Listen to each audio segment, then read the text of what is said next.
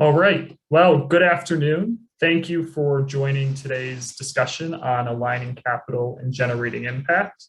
This event is the third of 6 sessions organized by our region's county planning departments that will occur on select Thursdays through February.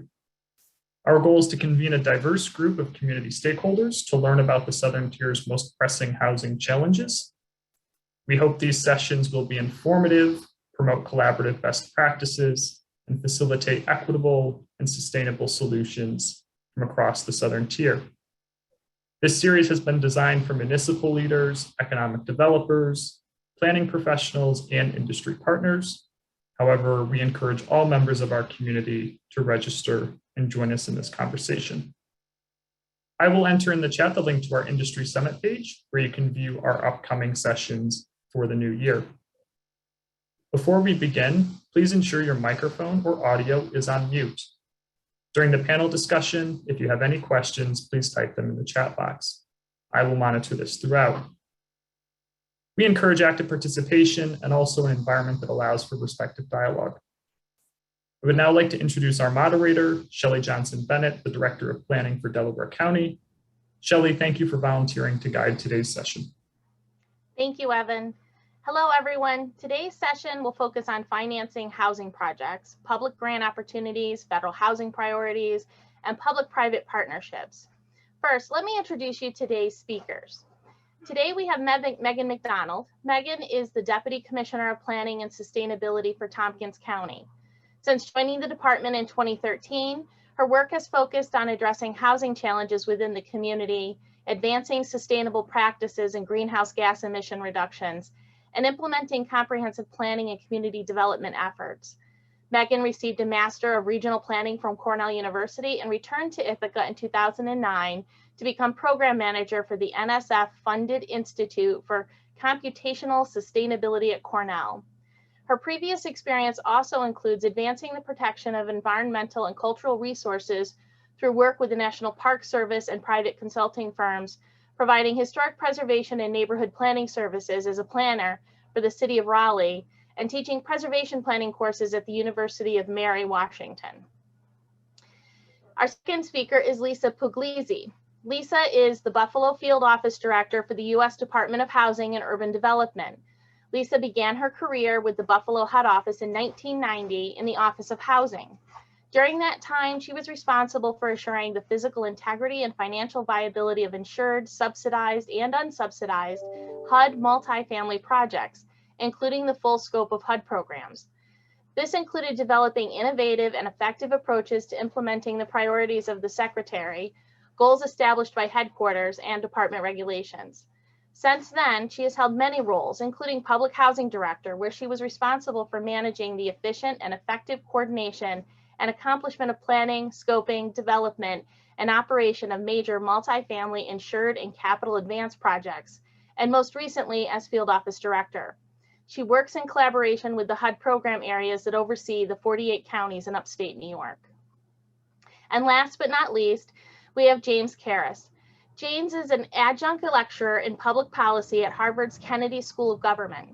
For over 25 years as principal of Karras Community Investment, Inc., he has concentrated on designing and implementing responses and solutions for community and economic development opportunities.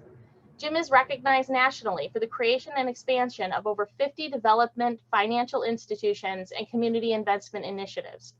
He has served as the founding executive director of the National Association of Affordable Housing Lenders, the founding president of the Broward Housing Partnership, and the South Florida Community Land Trust.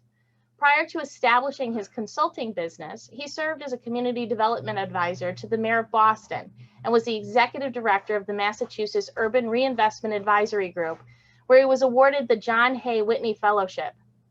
Jim was awarded a Bachelor of Arts degree in Urban Sociology from Suffolk University in Boston, completed graduate work at Tufts University's Department of Urban and Environmental Policy, and received a master's degree from Harvard University's John F. Kennedy School of Government and Public Administration. He is certified by the National Development Council as an economic development finance professional. So today, how we'll move forward is we're going to go through some questions. So last week, we discussed equitable development, homelessness, and displacement. The conversation underlined the importance of inclusive participation mechanisms and aligning development projects with social goals. So let's start with some related questions. Jim, let's start with you for this one. Private and social impact equity investment funds have emerged as a method for preserving naturally occurring affordable housing. Is this a growing trend, and are there opportunities for this in non-metropolitan or rural areas? Well, thank you, Shelley, for the question, and thank you to Tier A for inviting me to be on the panel. I appreciate the opportunity to share my experience and knowledge.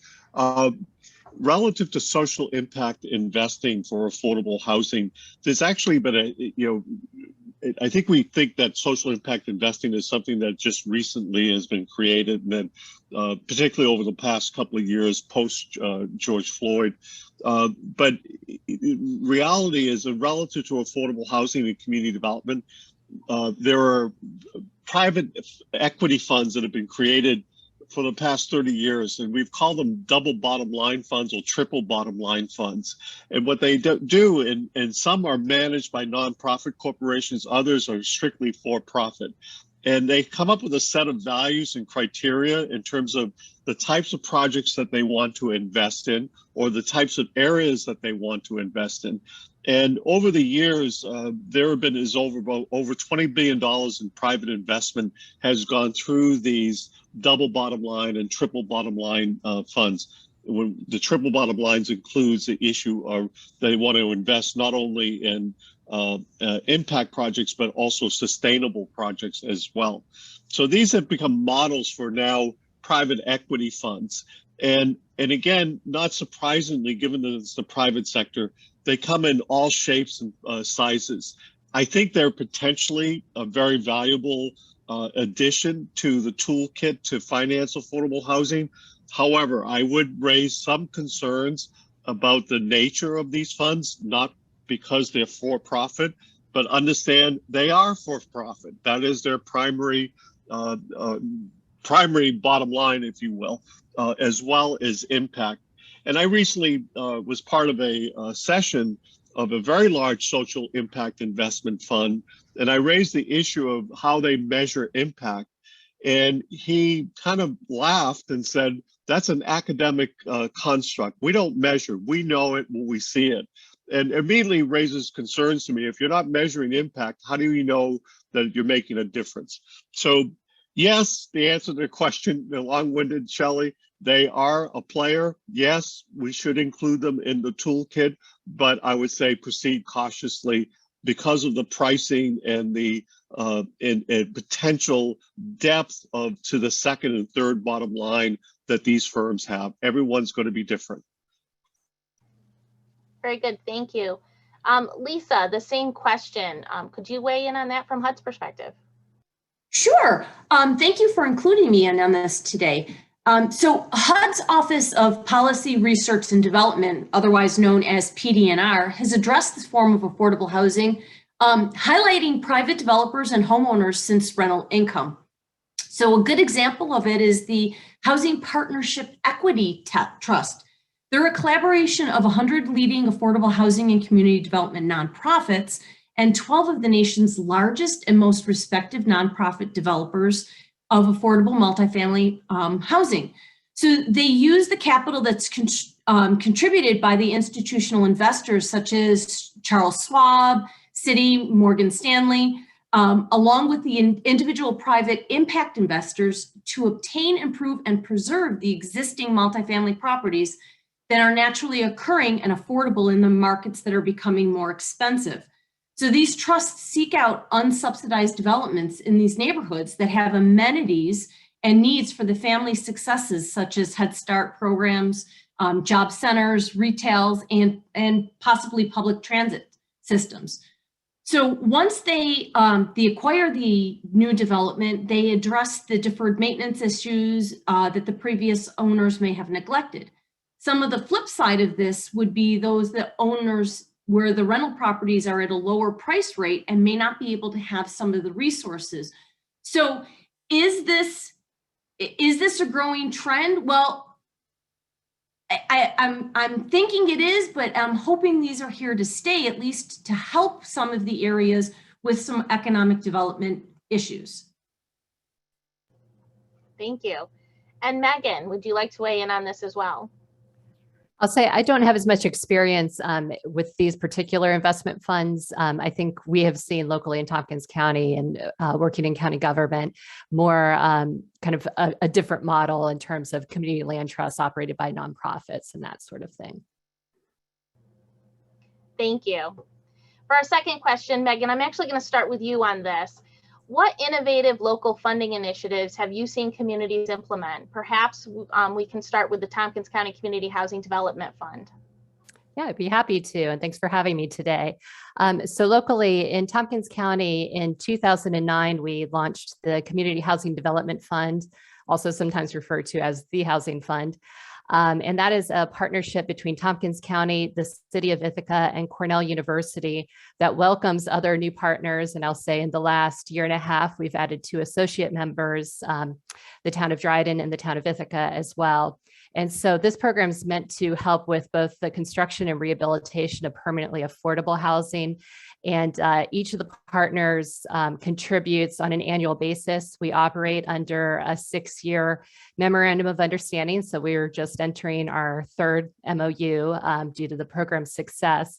And essentially, we've got funding rounds where potential affordable housing developers can apply for as few as 1 unit, or as, sky's the limit in terms of developing or rehabilitating housing into permanent affordability. And so that's defined, whether it's a low-income housing tax credit project, a community housing trust, community land trust type project, those sorts of things that we define as permanently affordable for households 80% or below of area median income, with some opportunity for mixed income going above that for a period of at least 49 years. And so that's been really critical these last years to seeing any of the actual affordable development that we've had going on in Tompkins County. I think many people are aware our housing prices are pretty high here.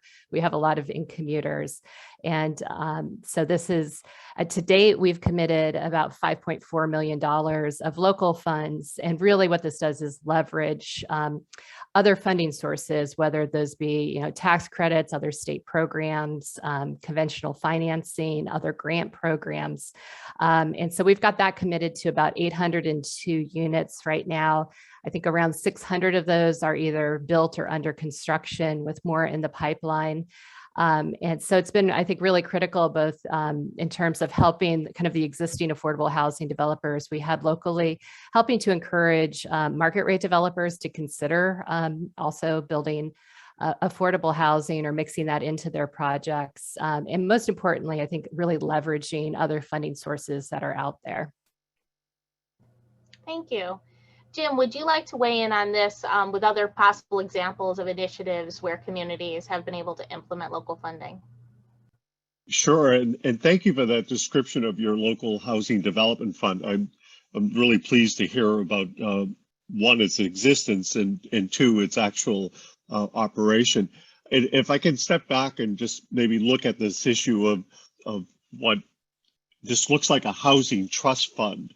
And from an academic point of view, what's key to making a successful housing trust fund? And this is no judgment or reflection on your development fund. It sounds like you're hitting on some of the key points that I'm about to make.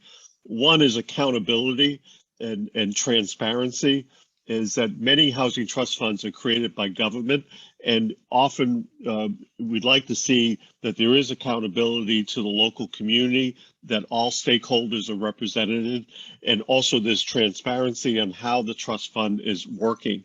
Second issue is capitalization. Where do the funds come from?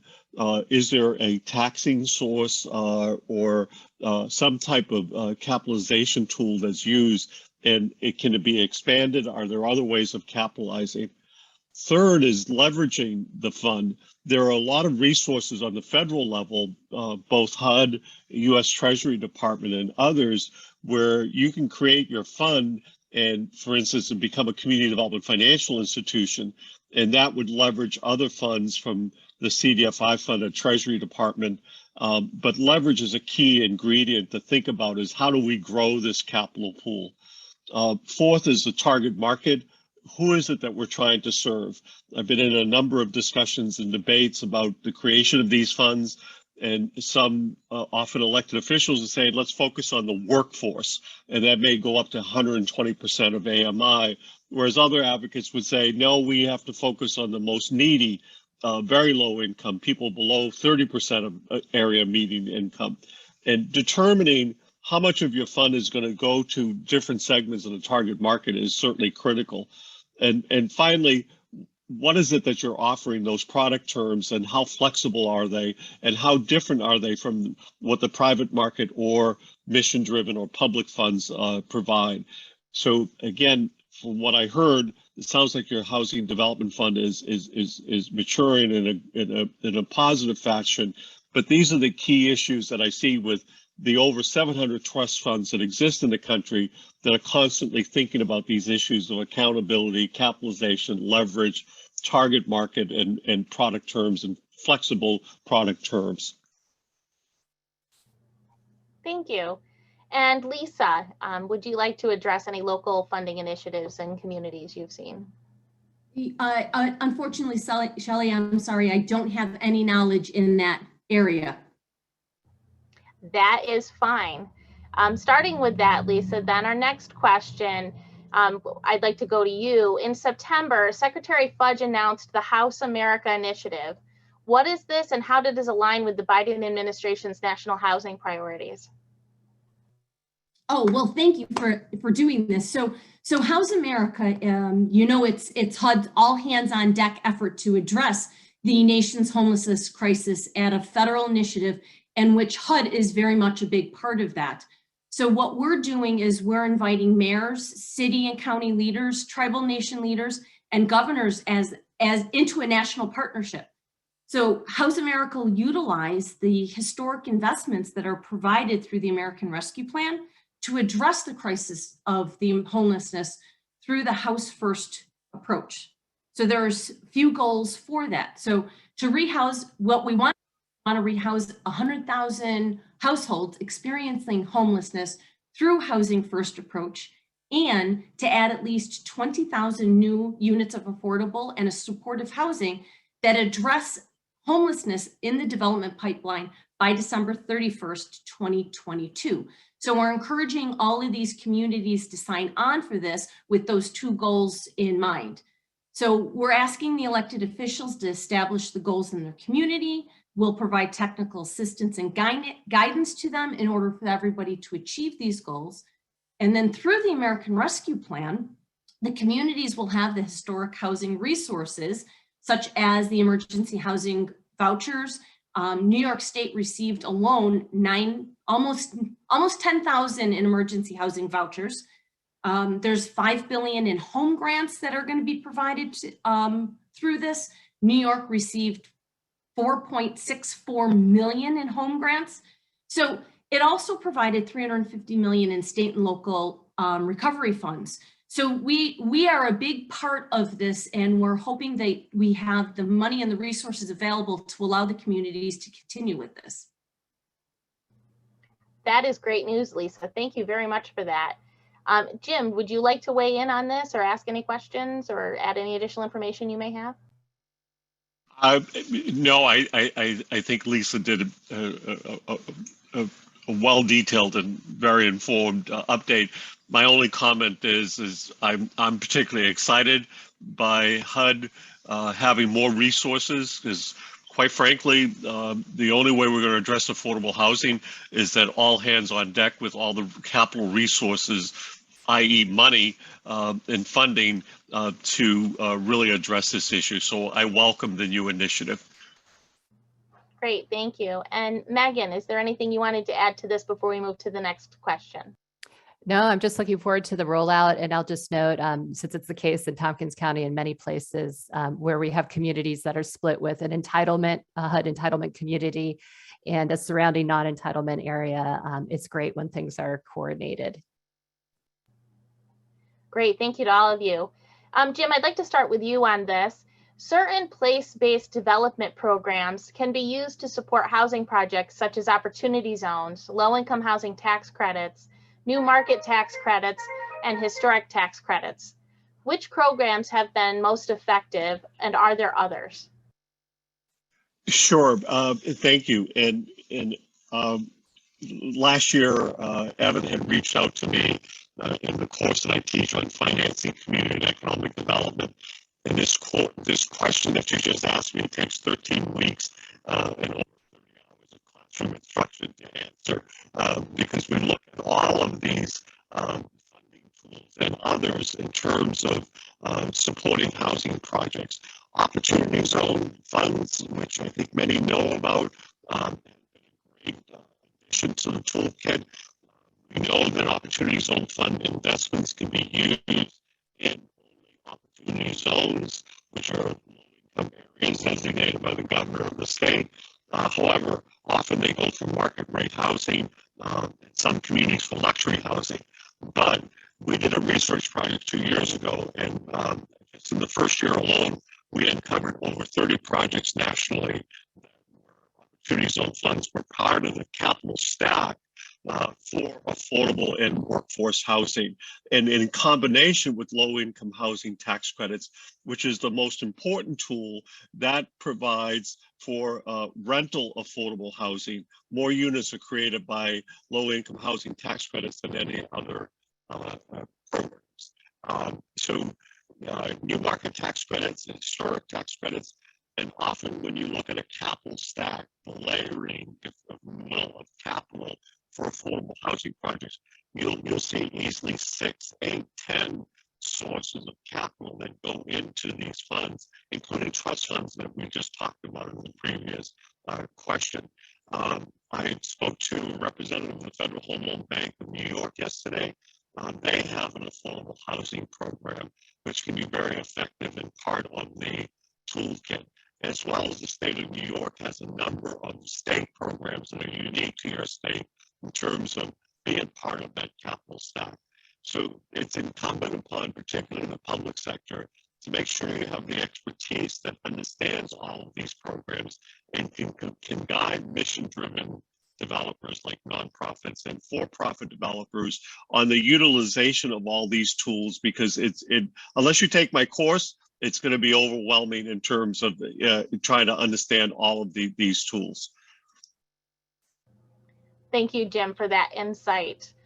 Megan, do you have anything you'd like to add to that, or are you familiar with any programs that could be effective in addressing these low-income housing tax credits or new market tax credits?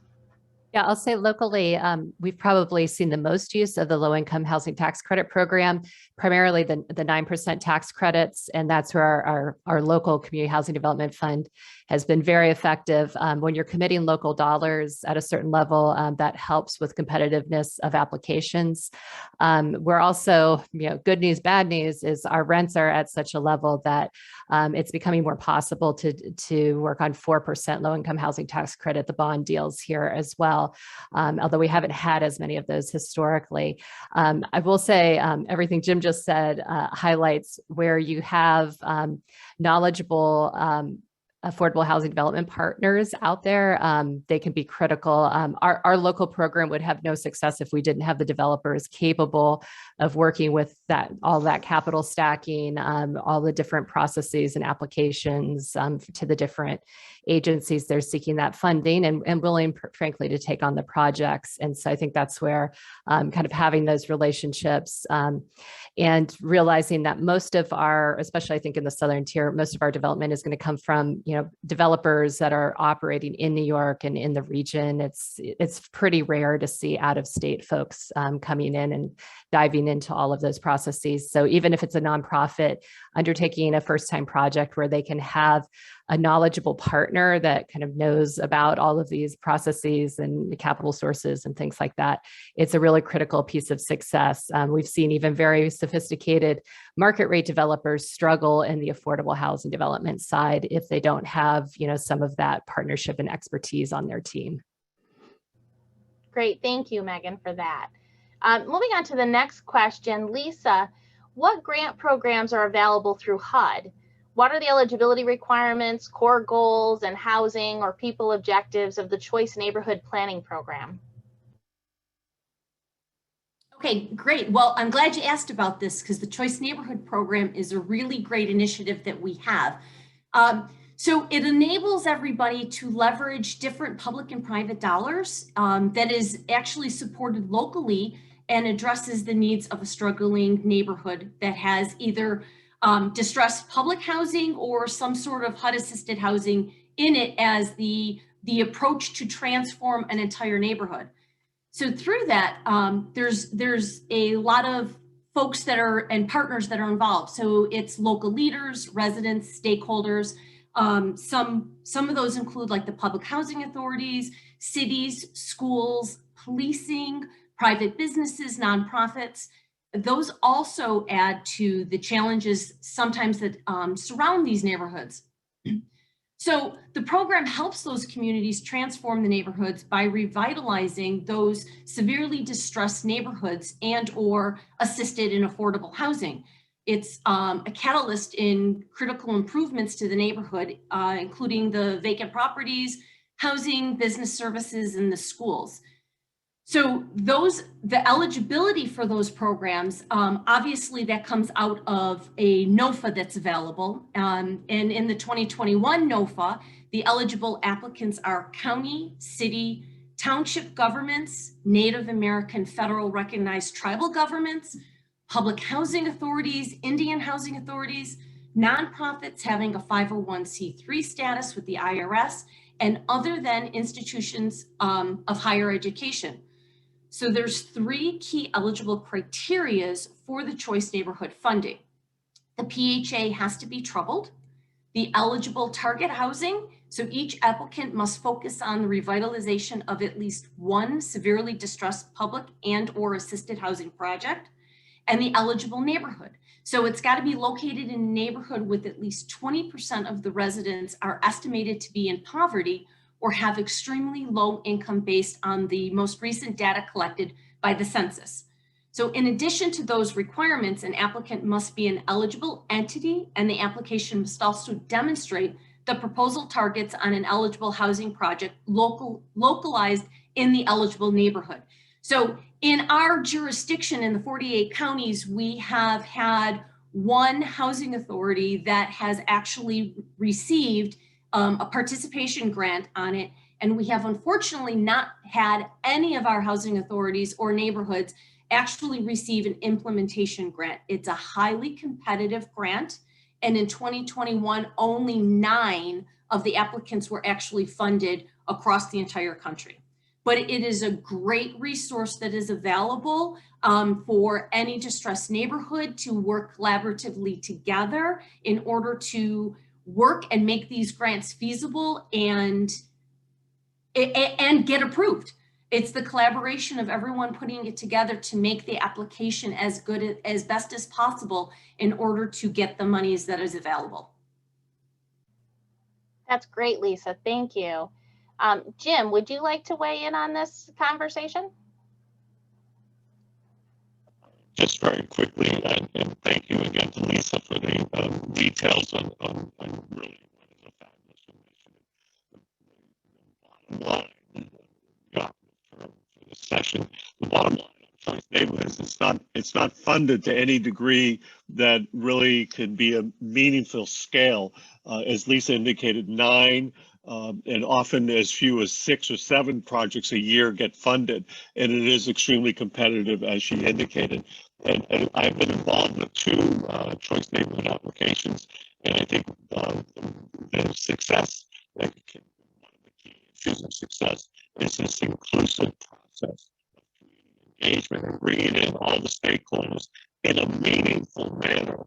And I underline the word meaningful, and meaning that we really look at the community to help be the driver in terms of the community process, in terms of ultimately what does this Choice Neighborhood plan look like.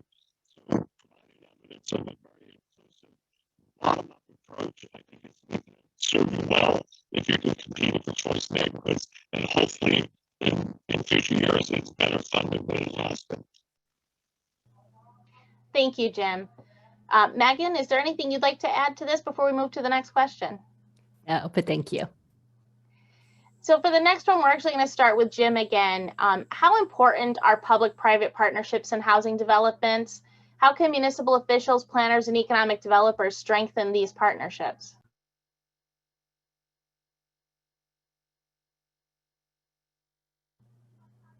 Jim, I think we're having trouble with your microphone. We're not really hearing you.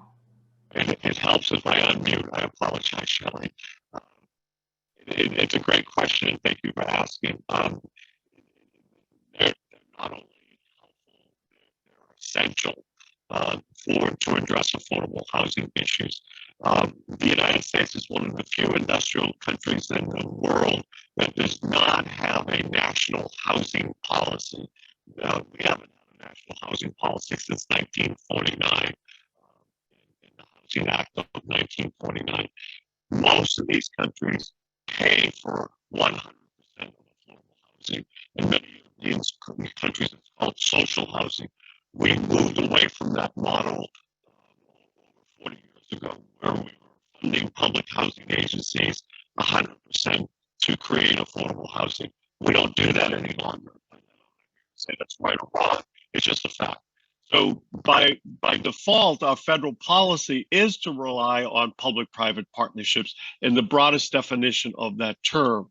And so we do rely on the private sector a great deal with incentives such as low-income housing, new markets, historic tax credits, opportunity zone funds, general home loan bank. All of it are meant to have the private sector participate with the public sector and mission-driven organizations to address affordable housing. So it's really critical that public-private partnerships are front and center. But with a true partnership, it needs to be, if you will, as opposed to a 50-50 proposition, and that the benefits don't go strictly to one of the partners. There are numerous housing partnerships that have been created around the country. There's an organization, a trade association called the Housing Partnership Network. If you Google it, I'm sure you can find it.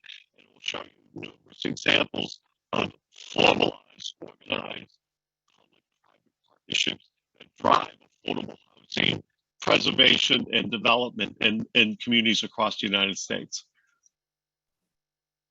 Jim, just so you know, your audio is cutting in and out. I think it might be the Bluetooth headphones, but there was moments in that was difficult to hear you. So just so you know. Sorry, I hope it's better now. Yeah, it comes in and out, but I'll send you a message if it gets progressively worse. Okay. Thank you. Thank you, Evan, and thank you, Jim. Lisa, would you like to weigh in on any experience with public and private partnerships, especially using HUD dollars as the public piece? Well, absolutely. To piggyback on exactly what Jim said, so when you need these public and private partnerships because not everybody has the capital to work on these projects and make them into fruition and available. So the cash fund is not there, and people are looking to combine all different revenues in order to take advantage and get these tax advantage in order to leverage all the funding and financing on these. And as far as what HUD is doing with those, it's very important to have these public-private partnerships. I don't know if anyone is aware, but we have the HUD's Rental Assistance Demonstration Program, or RAD as we call it. So that really depends on the public and private partnerships to address those dilapidated public housing that have already been transformed into more assisted units and senior development. So that program relies on those partnerships to bring more cash flow in, because obviously HUD doesn't have the money to fund these 100%. So, and one of our goals on these is, to create and preserve affordable housing. And the partnerships are essential in increasing these affordable units. We talked about the Choice Neighborhood Program. That Choice Neighborhood Program just earlier heavily relies on the public and private partnerships. So it's it's very important that we have these relationships out there. How can planners and officials strengthen these partnerships? Well, they need to all collaboratively work together and talk to each other as what are the needs that they have, what does the neighborhood and the community need, what is out there. So everybody needs to really partner together when they're in these development phases in order to make these affordable units more viable. Thank you. And Megan, would you like to add anything to this before we move on to the next question? Sure, I could just real quickly maybe illustrate that as well, because we've actually got a rental assistance demonstration program going currently that is also using our community housing development fund. And I think it illustrates I've always said, almost half the value of joining the community housing development fund, whether you're a private entity or a public one, is the conversations and the relationships that happen along with the decision making and funding. And so in this instance, the Ithaca Housing Authority is redeveloping some of the public housing here in Ithaca. But that all started, frankly, with the Community Housing Development Fund partners having a conversation with a homes and community renewal representative who happened to be in town a few years ago. One of those members is a common council member. That led to setting up a phone call to learn more about the rental assistance demonstration program, since our housing authority wasn't very interested at that time. And it took a few years, but honestly, all of those relationships and people talking and trusting that we're all trying to paddle in the same direction and address our housing challenges ultimately led to the housing authority, linking up with a great development partner, moving forward with the project. And when they encountered some issues, because I will note that in addition to affordable housing, we're all concerned about climate change and what the future of all these projects holds for our communities. And so, as that project was grappling with the costs of electrification and heat pumps and things like that, actually earlier this week, in coordination with New York State Homes and Community Renewal, we were able to kind of put things together to make sure the project can go forward, electrified, so that we don't need to retrofit it, down the road for the residents as well. So all of those layers and all of those relationships between both the public and private sides are really critical. So Megan, that's a great lead into our next question, which is specific to Tompkins County.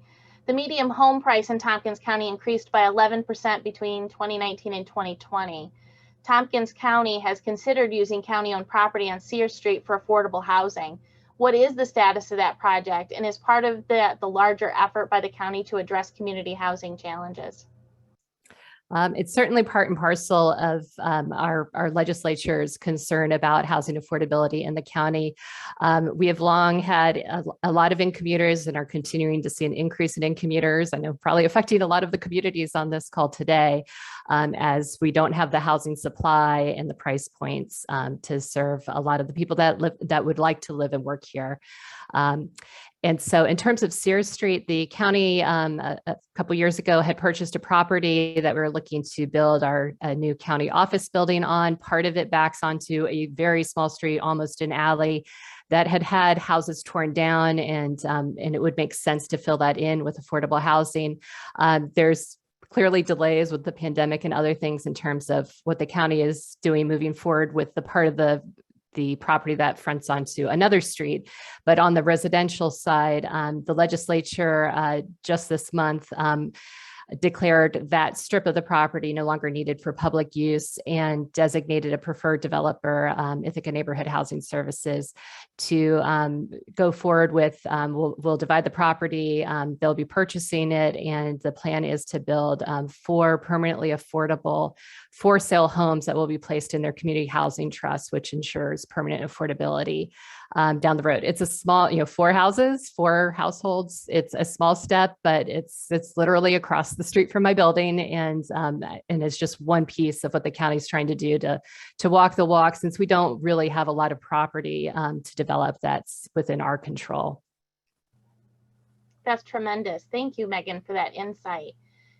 Lisa, HUD recently released new research about opportunities for regulatory reforms to increase affordable housing production and preservation. Can you discuss some of the best practices identified in the report, such as zoning changes, process improvements, and community engagement reforms? Sure.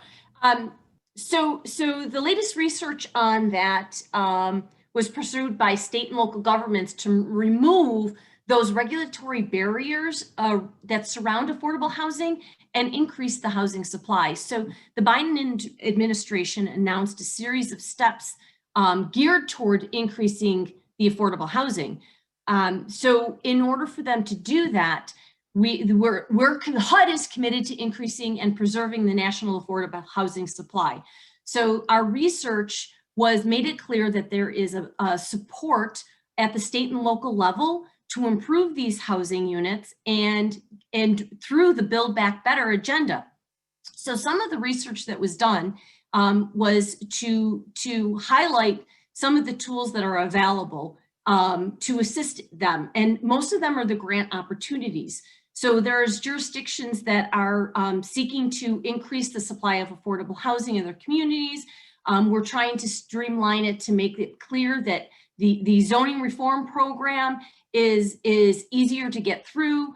The Build Back Better plan that's currently before Congress is going to enhance some of HUD's efforts to help these communities plan and implement the housing policy reforms.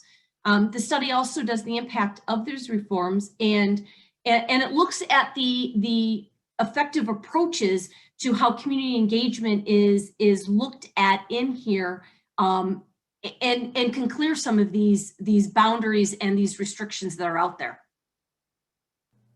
Great.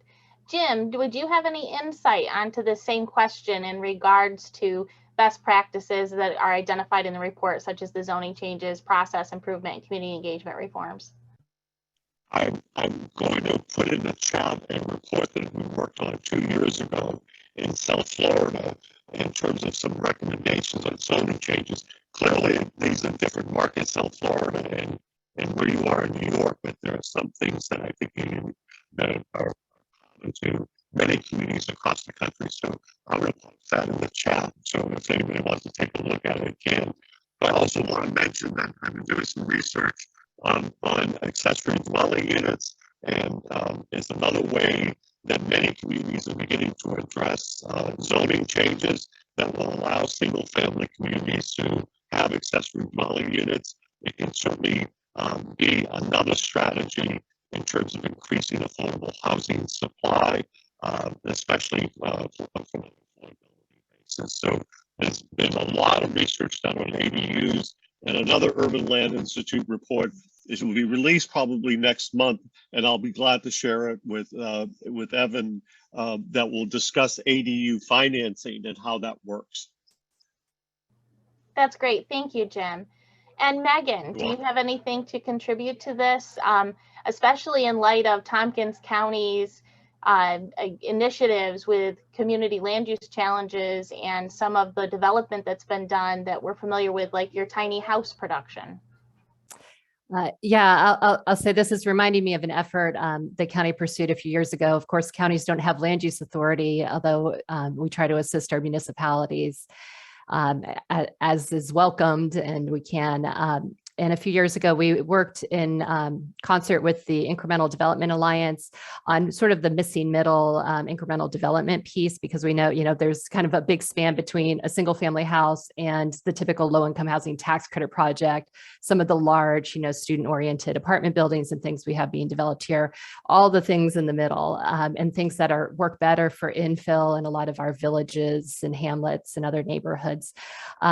And so as part of that, we had the exercise sitting down with a few municipalities that were interested to actually say, okay, this is what you want in this area. Here are your regulations. Make it happen. And everybody kind of at tables with cutouts of paper and the parcel sizes and all of that stuff, looking at, setbacks and lot coverage and all of these things.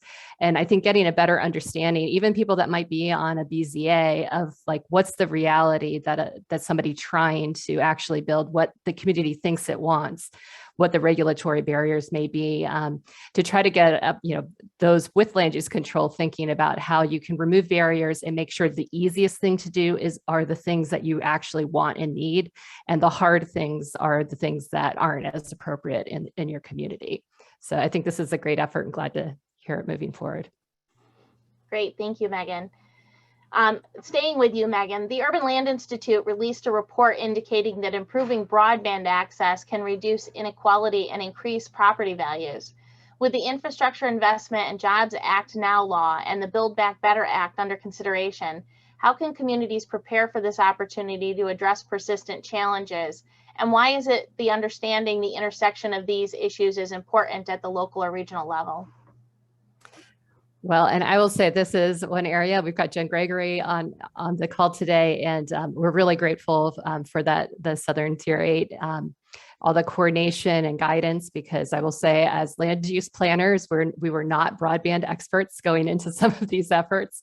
And so, really leveraging those that have knowledge and have already delved into this. Also paying attention as the state seems to be getting more interested, at the county level, it turns out a lot of our underserved areas are very scattered. And so we've pivoted a bit where we're trying to actually do a more on the ground survey. So we know exactly where our service ends, who is truly in need, and recognizing that probably, building middle mile isn't going to be the most cost effective for a lot of those areas. And so we've actually been working with local providers, and in some cases had wins that literally took 2 weeks to get people that have never had broadband access, if we could just kind of align the stars and find out what the gap was. And in some cases, those gaps can be pretty small if somebody's already working in a particular area. But then there are other efforts like the town of Dryden, which is working on its own Dryden Fiber project. And so I think there are a variety of ways to address this. And there's unfortunately not one way, because different communities may have different concentrations of people lacking broadband access and different, kind of eligibility for grant funds and other things out there. That's great. And Jim, the same question on the Build Back Better plan and the investment of jobs. How can communities prepare for this opportunity and address persistent challenges? And what are the intersections for local and regional levels? I'm going to pass on that question. I think the answers that we've got from the other panelists will certainly,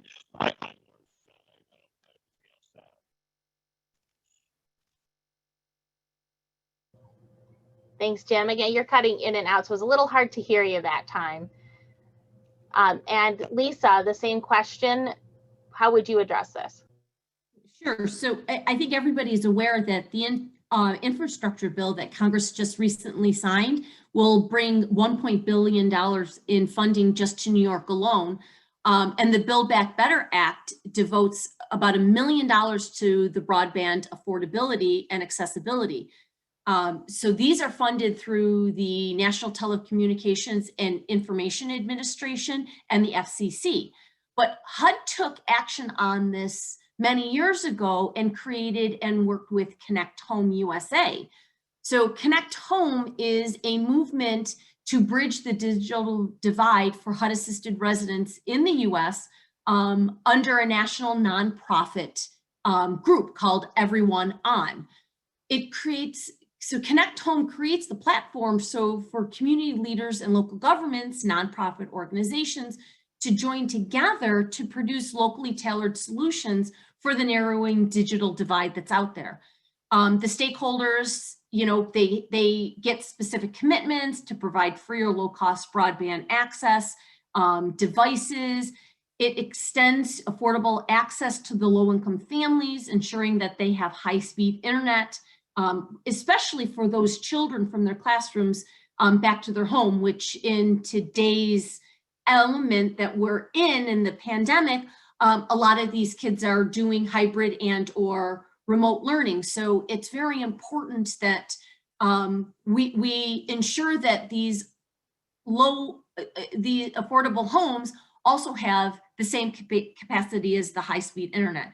Our region alone, we have ensured that our stakeholders are aware and our community leaders are aware of what's out there and what we're trying to do in order to bridge those connections. Great, thank you.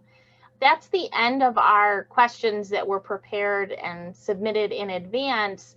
So now we'd like to open it to any audience questions. If you could send them to Evan and we'll get them to the speakers. Yeah, we've got a few here, Shelley, so I will offer them. First, I think Megan, perhaps you could speak with this, given the rate of development projects in Tompkins County, and that is, how has increased labor and material costs, as well as supply chain delays, what are the implications of these factors on housing projects?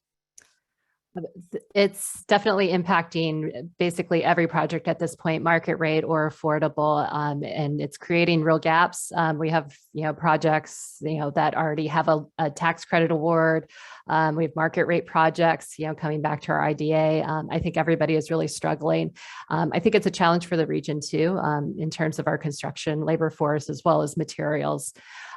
So it's definitely having an impact. And I think everybody is a little nervous not knowing how long and how big these are going to continue to be. And so that's where we're all, pretty much everybody at every level is coming back to the table to try to make sure that projects can keep going and making revisions and things and figuring out how we can work together to keep that process. And I think everybody's having staffing challenges as well. I know a lot of developers are, seeing turnover. We're having that at the government level, retirements and things like that. So it's definitely added just one more challenge. I'm not sure any of us needed, but I think everybody's committed to moving forward. Great, thank you. Jim, the report you shared in the chat discusses the importance of transit-oriented development, and it mentions developing mixed-use housing and walkable, pedestrian-friendly areas that are close to public transit. How does this translate from, urban or metropolitan areas to some of our rural communities? What are some of the processes that rural officials can undertake to make sure that these housing developments are people-friendly? Thank you for the question, Evan, and I hope you can hear me okay, and please let me know if you can. So I'm going to bridge this question in terms of transit-oriented development to another question that was asked earlier, or an example that was used earlier about vacant land or government-owned land. And I believe it was Megan who said that there's the public doesn't own that much land in Tompkins County, if I can paraphrase. However, one of the things that I think is really critical is to look at the availability of land that's not just publicly owned, but organizations, churches, temples, places of worship, educational institutions, looking at underutilized properties such as shopping malls that are no longer being utilized, and really doing an exhaustive inventory of available land. Given the rising costs of developing housing, both market and affordable, we need to keep finding other sources to pay for it. It's as simple as that. It's painful to admit that, but if we can contribute low cost, no cost land to the process, that's another funding source. So I think that's an area in conjunction with possibly a local educational institution or university, is to do a mapping of all property that is vacant or underutilized, public, private, or mission-driven or owned. And I think many communities will be surprised to see how much land is available and how you can begin to leverage that as a funding source. And Devin, I'll just mention from the public side. So Tompkins County, we have a community a development focus area strategy. And so we've actually designated, in every municipality, areas that based on infrastructure, transit, other things that, really are the more appropriate places to see that some of that development happen. So you may be a rural town with a hamlet. There are a lot of different situations, but then we try to make sure that we align programs to support that and not encourage, development where we're going to strand people without transportation options and infrastructure and things like that and promote sprawl. Great, thank you both. And Lisa, on a similar note, is sort of the mapping of community assets in rural communities, whether it be transit-oriented assets or educational and so on, is that a good planning process or starting point for communities that might consider applying for HUD dollars, in particular the Neighborhoods Planning Program? Oh, thanks, Evan. Yeah, absolutely. Communities need to look at all of those components as part of how they want to leverage funding and utilize the HUD monies that is available to them. There are they don't want to leave anything out. So they want to take a look at all that's available and work. And if they have any questions, they know, I mean, Megan, I'm sure you've worked with our office on a number of occasions. It's easy. We're here to work with the municipalities or the rural communities in helping to see what funds are available to them and how best they can utilize them. Great. Thank you, Lisa. All right. Well, we are quickly approaching the hour. So before we conclude today's event, I just want to once again thank Megan, Lisa, and Jim for joining us. You know, I think I can speak on behalf of everybody here that we really appreciate you sharing both your insight and expertise. I think this conversation has been very helpful in understanding how we can align capital and again, make sure that social impact strategies are really at the forefront of some of our development conversations. In addition, I'd like to thank all of our attendees. We hope to see you again in the new year on January 13th at 12 o'clock for our next discussion on climate resilience and sustainable communities, which will focus on sustainable development, flood risk management, energy code supplements, and more. With that, thank you and have a great holiday season. Thank you. Bye, everyone. Thank you, Jim.